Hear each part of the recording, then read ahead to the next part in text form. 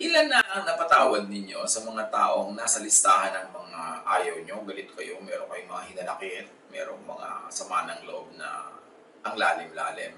May napatawad na ba tayo? Paano ba talaga nagpapatawad? Paano nasasabing mag-move on? Isaiah 43:18. Forget the former things. Do not dwell on the past. So, how do you forgive? How do you forget? How do you move on? How? Yan ay tanong. How to be really free from the painful past? Marami na kasi nag-try, yung mga nagpapatawad, pero biglang pagka na-trigger, galit pa rin pala talaga, lumalabas pa rin. Kahit na sinikap mo na, nagpatawaran na kayo ng iyong asawa, ng iyong anak, magulang, kapatid, pero mamaya nagsusumbatan na naman kayo, bumabalik, yung pala nandun, hindi mo talaga nabunot. How do you really get free from the painful past? Change the past by changing the story you tell. Paano kayo makakalaya sa isang nakaraan na hindi maganda, na masakit, na mahapdi? Palitan nyo yung nakaraan. Paano pinapalitan yun? Hindi ka na pwedeng bumalik doon. Palitan mo ang kwento tungkol doon. Katulad ni Joseph. Yung storya ni Joseph magandang paghugutan ng paraan ng pagpapatawad, yung tunay na makakamove on ka, yung hindi kunwari lang dahil sabi ng Diyos magpatawad ka, tapos nagpapatawad ka kunwari pero sa loob nandun pa rin pala, lumalabas din paminsan-minsan. Si Joseph, ang kanyang status from star sonship to banishment in Egypt, to slavery, and then to prison. Parang ang daming pain nun. Ang daming sugat nun. Ang daming mga gabi ng iyak yun. Ang daming hapdi, ang daming kirot, ang daming sama ng loob, maaaring galit pa. Genesis 41:50-52. Nung si Joseph the dreamer ay nasa Egypt na, before the years of famine came, 2 sons were born to Joseph. Joseph named his firstborn Manasseh and said, "It is because God has made me forget all my trouble and all my father's household." So, ganito ni-reclaim ni Joseph ang past. Ganito niya ni-retell ang past. Ang anak niya, pinangalan niyang Manasseh. Nang ibig sabihin, God has made me forget. Sabi ganun, papangalanan ko siya ng ganun kasi ang totoo nangyari sa buhay ko, ipinalimot na sa akin ng Diyos ang lahat ng naging hapdi, sakit at kirot ko sa bahay ng aking ama dahil sa mga kapatid ko na inapi-api ako and sold me to slavery. Ni-reclaim ni Joseph yung past by naming his son in a very positive way to emphasize the positive thing that God had done to him in spite of his past. Then the second son, he named Ephraim and said, "It is because God has made me fruitful in the land of my suffering." So you see, imbes na magmukmok si Joseph, lagi niyang alalahanin at i-reprise at i-replay yung mga kaapihan niya, yung pain niya, yung sorrow niya, pinangalanan niya ang anak niya na God has made me fruitful. In the very land of my suffering, umasenso ako, yumaman ako, naging makapangyarihan ako, so papangalanan ko ang anak ko na Ephraim. So you see, Joseph was reclaiming his past, retelling it in a way that was beautiful and powerful. Yung iba, paano makakalaya sa past? Yung naalala nyo yung kaapihan nyo ng bata kayo, maalala mo yung tiya mong masungit, yung tatay mong lasenggo, yung nanay mong binggogera at chismosa. Tuwing kukwento mo yun, negative. Lagi na lang na hindi ka na pag-aral, hindi ka na bigyan ng ganitong damit for junior and seniors prom, lagi hindi ka na bigyan ng allowance, inapi ka ng iyong stepmother, ng iyong stepfather, and keep retelling and retelling that, your bitterness just keeps replaying, lumalalim pa yung ugat. How can you move on kung ganon? Joseph reclaimed his past by beautifying what was not beautiful. And you can do that. There was a change of story sa buhay ni Joseph. Sabi niya, God has made me forget and I move from suffering to fruitfulness. Proverbs 23:7. As someone thinks within himself, so is he. So think of yourself as a victim, you are a victim. Think of yourself as a winner, you are a winner. Think of yourself as full of sorrow, you are sorrowful. So kung gusto mong palitan kung sino ka, palitan mo ang pag-iisip mo tungkol sa iyong sarili. Kung gusto mong palitan yung past, palitan mo ang pagkukwento tungkol sa past. Ang repackaging, yung angle ng storya. Think of your past as you want it to be. Reshape and repossess the past. Lahat sa atin na merong bahagi ng nakaraan na pangit, malungkot, madugo, hindi pwede kayo mag-move on. Kasi lagi maalala. Magpe-pretend ka lang na nag-move on, pero hindi. Pag na-trigger, bumabalik. Kailangan balikan nyo yung kwento at ibahin nyo ang pagkukwento doon. Hanapan siya ng pinakamagandang version na totoo rin, hindi yung binubola mo lang sa sarili mo. At yun ang i-play up. Yun ang pataasin. Yun ang i-lift up. Kung pangit ang kwento ng past mo, ang pangit doon ay maaaring perception mo lang. So you can go back to your past and change your perception. Kaya mahalaga yung binabalikan mo yung nakaraan, hindi lang lilimutin, tatabunan, magpe-pretend it never happened. No, you can never forget that way. Balikan mo siya, hanapan mo na maganda, at yung maganda na yun, ang ikwento mo na, yun ang gawin mong main feature ng iyong storya. Kasi baka naman hindi talaga pangit. Akala mo lang. So review your perception. And apply Romans 8:28.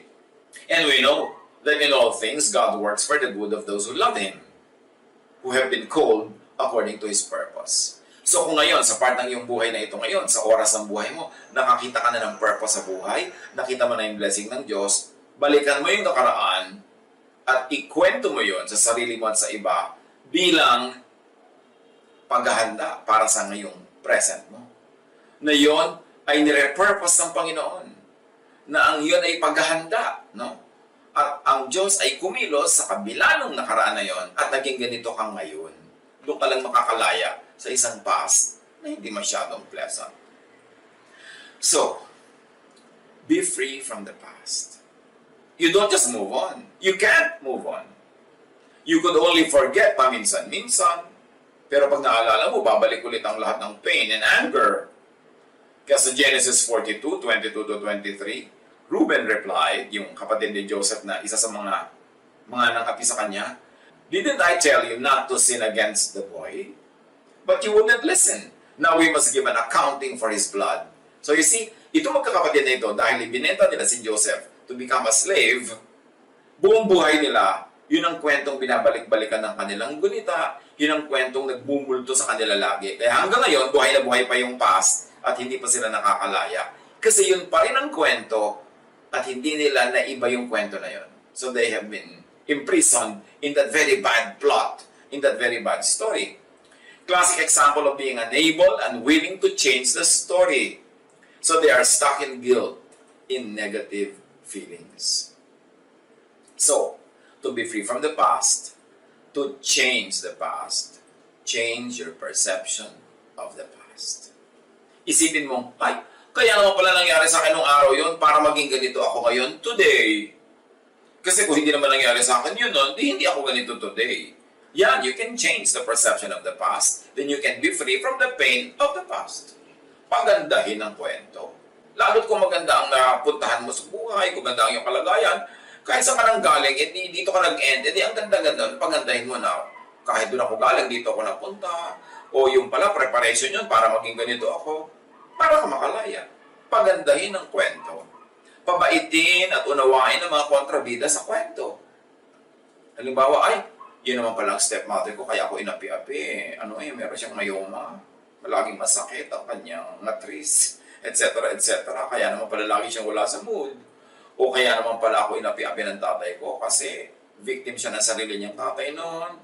At naging alcoholic siya, kaya wala na siya sa katinuan. Pero dahil inapin nila ako, nagsikap ako, nag-aral ako, ngayon, umasenso na ako. Kung hindi nila ako inapi, baka naging katulad lang nila ako sa buhay kasi lagi akong sasama-sama sa kanila. So buti na lang, lumayo ako, nakabuti sa akin na aking paglayas mula sa napaka-impaktong buhay ko. So ngayon, salamat at naging ganun yun dahil yun ang naging daan para maging ganito ako ngayon. That is how you repossess the past. That is how you retell the past. So you could really move on because you can forgive. You can only forgive when you retell the story. Genesis 45:4-7. Then Joseph said to his brothers, nung si Joseph ay kaharap na ng mga brothers niya na hindi siya kilala, kasi kailangan nila ng tulong ni Joseph, na ngayon hindi nila nakilala, high-ranking officer na pala sa Egypt. Come close to me. When they had done so, he said, I am your brother Joseph, the one you sold into Egypt. And now, do not be distressed and do not be angry with yourselves for selling me here, because it was to save lives that God sent me ahead of you. So you see, Joseph gives an ugly event in the past a beautiful meaning at hindsight. Sabi niya, alam niyo kung bakit niyo ko ibinenta? Plano yun ng Diyos. Para magamit niya ako ngayon, para kayo iligtas at ang ating lahi at ang marami pang ibang tao. Iniba ang interpretation, ang meaning ng nakaraan. This is the way people could really forgive and move on and forget. Repossess the past, retell the past, in view of your beautiful present. For 2 years now, there has been a famine in the land, patuloy ni Joseph. And for the next 5 years, there will be no plowing and reaping. But God sent me ahead of you to preserve for you a remnant on earth and to save your lives by a great deliverance. So, hinanapan at nakita naman ni Joseph ng meaning yung mga kabiguan niya in the past, na yun ay step para sa tagumpay niya in the future. Joseph interprets history as part of the divine plan. He and his brothers only being actors of God's will. Ngayon, kung ikaw ang kontrabida sa kwento, ibahin mo rin ang perception. Iligtas mo rin ang sarili mo sa pagiging kontrabida. Do not just be guilty forever. You cannot move on. Interpret your former bad ways as means to do good later. Yun ang ginawa actually. Yun ang technique ni Joseph. Proverbs 16:4, the Lord works out everything to its proper end. So, ang mahalaga yung ending. So, gandahan mo yung ending. Kung hindi naging masyado maganda yung beginning, gandahan mo yung ending, and then you can move on and forget the beginning. Job 37:13, whether for correction, or for His word, or for loving kindness, He causes it to happen. So, inascribe naman ni Job sa Diyos ang lahat ng nangyayari, kaya natanggap niya. Lamentations 3:58, you have taken up my cause, O Lord, you have redeemed my life. So, napaganda dahil pumasok ang Diyos sa eksena. Hindi forgiveness lang ang igagawad mo sa iba o sa sarili. That's not enough. It cannot work. Kundi, dapat bibigay mo understanding, then empathy, and then acceptance, like in Joseph's case. And even appreciation of them, of what they did. This will lead to your freedom. Forgiveness, madali sabihin, I forgive you, pero ang totoo, nasa loob mo pa. Hanggang hindi mo siya nauunawa at inuunawa, hindi ka nakaka-identify sa kanyang mga pain and sorrows at hindi mo yun natatanggap, at hindi mo na-appreciate yung mga ginawa niya kahit sa simula parang hindi maganda, pero nakita mong ang kinawian maganda, hindi ka lalaya. You have to hukay the past, re-understand, reinterpret, and retell it. Genesis 50:15-21. When Joseph's brothers saw that their father was dead, they said, what if Joseph holds a grudge against us and pays us back for all the wrongs we did to him? But Joseph said to them, don't be afraid. Am I in the place of God? You intended to harm me, yes, but God intended it for good, to accomplish what is now being done, the saving of many lives. So then don't be afraid. I will provide for you and your children. And he assured them and spoke kindly to them. So yun ang style ni Joseph. Sabi niya, okay, masama talagang balak niyo sa akin, pero may magandang balak sa akin ng Diyos. At sa magandang balak na inubuwi, ang mga ginawa niyo sa akin masama, so tama na yan. Nakabuti para sa lahat ang nangyari. Move on na tayo. Philippians 3:13. But one thing I do, forgetting what is behind and straining toward what is ahead. How is Paul able to forget what is behind? Ang dami-dami niyang pinapatay ng mga followers ni Jesus. Ang dami-dami niyang pinahirapan. Paano siya nakamove on? Paul revised his perception of his bad past. Therefore, he could forget what is behind. Acts 26:9-11 and 16-17. I too was convinced that I ought to do all that was possible to oppose the name of Jesus of Nazareth. And that is just what I did in Jerusalem. On the authority of the chief priests, I put many of the Lord's people in prison. And when they were put to death, I cast my vote against them. Many a time I went from one synagogue to another to have them punished, and I tried to force them to blaspheme. I was so obsessed with persecuting them that I even hunted them down in foreign cities. Until Jesus talked to Paul according to the report of Paul. Nasabi sa kanya ni Jesus, "Now get up and stand on your feet." So remember, get up, stand on your feet. Recovery yan. I have appeared to you to appoint you as a servant and as a witness of what you have seen and will see of me. I will rescue you from your own people and from the Gentiles. I am sending you to them. At pagkatapos, kinausap ng Diyos, kinausap ni Jesus, yung isang gagamitin niya para makarecover si Paul. Acts 9:10-16. There was a follower of Jesus in Damascus named Ananias. In a vision, the Lord said to him, "Ananias." And Ananias answered, "Here I am, Lord." The Lord said to him, "Get up and go to the street called Straight Street. Find the house of Judas and ask for a man named Saul from the city of Tarsus. He is there now, praying. He has seen a vision in which a man named Ananias came and laid his hands on him so that he could see again." So in other words, sinasabi ni Jesus kay Ananias, pumunta ka doon para maging instrument ka na makakita uli si Saul. But Ananias answered, "Lord, many people have told me about this man. They told me about the many bad things he did to your holy people in Jerusalem. Now he has come here to Damascus. The leading priests have given him the power to arrest all people who trust in you."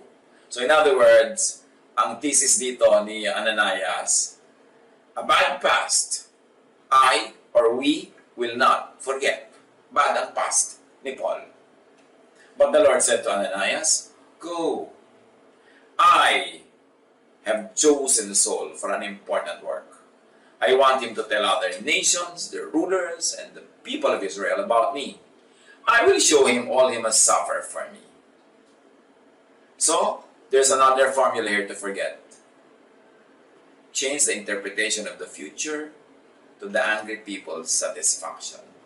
You see, galit sila Ananias at takot sila kay Paul or Saul na naging Paul. Pero ang sabi ng Panginoon, hayaan mo na. May iutos ako sa kanya. Marami siyang gagawin at magdudusa siya ng sobra-sobra dahil sa akin. And dahil doon, na-change na yung perception ng future na si Paul ay hindi na magiging tagapagpahirap sa kanila, si Paul na ang mahihirapan. So in a matter of speaking, nagkaroon ng balancing ito, naging madali para kay Ananias to move on. So may another technique here na pwede nating ma-derive, makuha. Change the perception of the past so you can move on, or change the perception of the future so you can move into the future. So to be free from the past, if this is done about the past and the future, that it is revisited and retold, reinterpreted, then you really move on. Not just forgetting the pains of the past or the fears of the future, which you can't, but now you even appreciate them. 2 Corinthians 4:16-18. Kaya't hindi kami nasisiraan ng loob kahit na humihina ang aming katawang lupa. Patuloy namang lumalakas ang aming espiritu araw-araw. Ang bahagya at panandali ang kapighati ang dinaranas namin ngayon ay magbubunga ng kagalakang walang hanggan at walang katulad. Kaya't ang paningin namin ay nakatuon sa mga bagay na di nakikita at hindi sa mga bagay na nakikita. Sapagkat panandalian lamang ang mga bagay na nakikita, ngunit walang hanggan ang mga bagay na di nakikita. So how are people able to accept their present, which is very hard, very difficult? They interpret it in terms of a preparation for a glorious future. So they are able to bear with the present, even looking forward, hopefully, happily, joyfully to the future instead of feeling bad and bleak and hopeless. Laging ganon, you retell, you reinterpret. Pero totoo, truthful retelling truthful reinterpretation. Hindi yung magmumukmuk ka, puro lungkot ang makikita mo, tititig ka na lang lagi sa mga nakakaiyak. Sabi ko, kahit mahirap to ngayon, wala itong kwenta pag i-compare sa benefit na napapala namin ngayon at benefit na pupuntahan namin. 1 Peter 5:10, pagkatapos nyo magtiis sa loob ng maikling panahon, ang Diyos na siyang pinanggagalingan ng lahat ng pagpapala, ang siyang magbibigay sa inyo ng kaganapan, katatagan at lakas ng loob at isang pondasyong di matitinag. Magpakatatag tayo, maging blessing tayo sa iba, maging lakas tayo ng mga nanghihina, maging pagkain at inumin tayo ng mga nauuhaw at nagugutom, maging kagalakan tayo ng mga nalulungkot, and this will turn out to be a blessing for them and for us. It's an opportunity to do good in the name of God. It's an opportunity to be strong instead of to be weak. It's an opportunity to be hopeful instead of to be in despair. It's a choice. But you've got to retell, you've got to possess the story, reinterpret it, and make it beautiful. Because God is beautiful. And God is able to make everything beautiful in His time. Siyang tumatawag sa inyo upang makibahagi kayo sa Kanyang walang hanggang kalwalhatian kasama ni Kristo sa patuloy ng ating binasa. What? How to change the interpretation of the past so you are able to forgive, to forget, and to move on. Gawin natin ito very practical, mga kapatid. Meron ba kayong part ng iyong past na very painful? Meron bang kontrabida sa inyong buhay noon? May ginawa sa inyong sobrang nakasugat sa inyong damdamin? Let's do this. Ha? Kumuha kayo dyan ng papel, kumuha kayo dyan ng pen, at isulat nyo ito. Identify the person. Ilagay niyo sa blank. Sino siya? Halimbawa, si Tia Agueda. Name the act. Binuhusan ako ng kumukulong langis. Whatever it is. Name the negative effects. Nagkapeklat ako. Nagkasugat ako. Napaso ako. Give it a positive interpretation now. Ay, salamat, napuno ako ng peklat. Kasi kung hindi, baka sobra ako naging kaakit-akit. At kung ano na nangyari sa akin, naging immoral pa ako. Diba? Na positive yan. Na nabuhusan ka ng kumukulong langis. Sabi mo, ay salamat, nabuhusan lang ako ng kumukulong langis. Hindi ako inilubog sa isang drum na langis. There's always something positive in it. There's always a way of retelling it and repossessing the story. And then see the hand of God in the story. God caused it. That yes, the Lord has given me this handicap to keep me humble. Otherwise, I could have probably nagwala ako sa buhay o naging sobra ako mayabang. God gave it a good result, an ending and meaning. At dahil sa mga nangyari sa akin na yun, nag-concentrate ako sa pag-aaral, nagpakatalino ako, hindi ako umasa sa kinis ng balat ko na napuno na ng peklat. So, tumaas ang aking mga marka, naging magaling ako sa school, at nagkaroon ako ng napakagandang career. See the logic or the reason behind the act and the event. Kayo na mag-supply niyan. And see the good effect in you. Kayo mag-supply. Then be thankful for it. Now, you are ready to forgive. Dito pwede na. Doable na. Kasi naunawa nyo na ang nangyari. Nakita nyo na yung ganda nun. At kung naunawa nyo pa si Tia Agueda, na kaya naman pala siya gano'n, masyado siyang repress and suppress, hindi nagka-boyfriend kahit kailan, kaya galit na galit sa'yo na iinggit siya sa'yo, kaya kanya binusan ng mantika kasi ang dami mong manliligaw. So nakita mong victim siya. At ngayon hindi mo lang siya uunawa, naawa ka pa. Awa pa ang nangyari. Only then can you really forgive. And do not forget, Tia Agueda, you can't change the meaning of the story.